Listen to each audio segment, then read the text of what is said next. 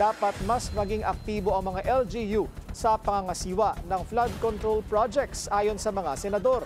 Mahalaga raw na alam ng mga lokal na opisyal ang mga itinatayong proyekto sa kani-kanilang lugar. Yan ang agenda report ni Hannah T. Ipinapanawagan sa Senado na ma-involve ang Regional Development Council sa pagkasa ng government projects, partikular ang sa flood control. Ang council na ito, binubuo ng LGU ng isang lugar kasama ang regional offices ng mga ahensya gaya ng sa DPWH.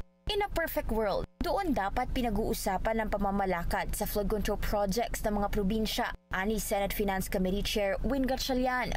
Pero hindi ito naisasagawa ng maayos, kasunod ng mga naglitawang corruption issue sa flood control mess. Sabi ni Senator Jinggoy Estrada, dapat sa simula pa lang ng pag-amend sa flood control projects ng mga mambabatas, may participation ng LGUs para maiwasang makabuo ng ghost projects.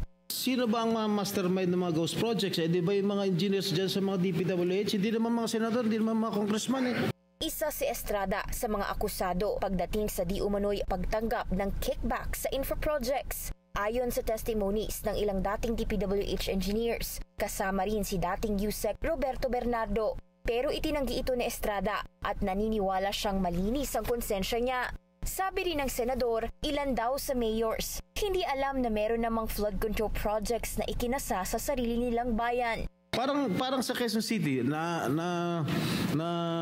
rinig ko na si Mayor Joy Belmonte hindi niya alam na meron ganitong klaseng project na flood control project sa kanyang kinasasakupan.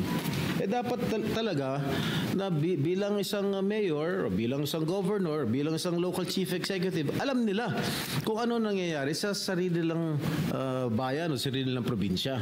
Hindi yung nabubulagaan na lang sila. Bakit meron palang flood control project? Ibinunyag na dati ni Mayor Joy Belmonte na dose-dose ng flood control projects ang tila hindi na coordinate sa Quezon City government. Sinegundahan naman ni Gatchalian ang pahayag ni Estrada dahil less than 30% lang daw ang napopondohan sa national budget pagdating sa projects na isinusulong ng regional development councils. Anya, LGUs din naman ang nangangailangang sumagot sakaling may lapses sa mga proyekto dahil area of responsibility nila ang kanilang sari-sariling lugar. Sa taong 2026, hindi pinayagan ng Kongreso magkaroon ng flood control projects sa national budget.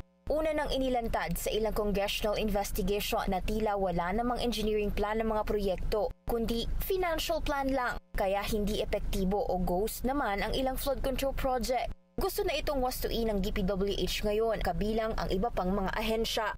Para sa agenda, Hannah T, Billionaire News Channel.